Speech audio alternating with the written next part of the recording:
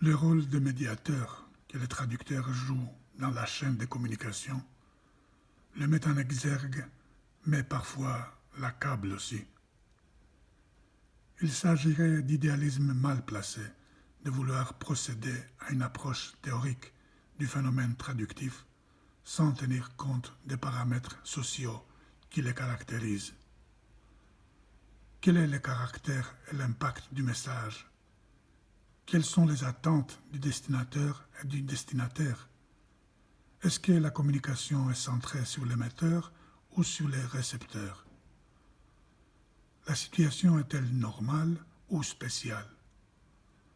Voilà quelques questions auxquelles le traducteur répond sans cesse, consciemment ou non. L'influence de ces facteurs peut être évidente ou par contre latente. De toute façon, elle n'est jamais simple.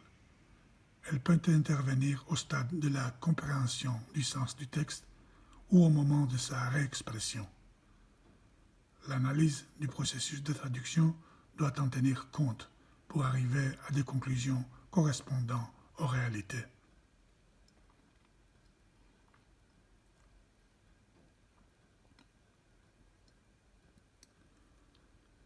La prééminence de la langue cible.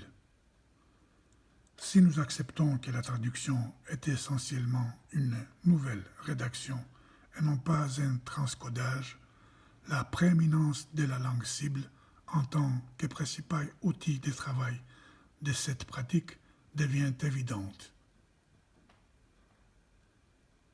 D'où la nécessité d'orienter davantage l'effort vers la langue d'arrivée que vers la langue de départ ou le domaine thématique. Cela s'applique à une situation idéale où le traducteur dispose du bagage nécessaire à ces trois niveaux. Dans les cas contraires, souvent rencontrés dans la pratique, il est évident que les handicaps doivent être prioritairement comblés, les lacunes remplies.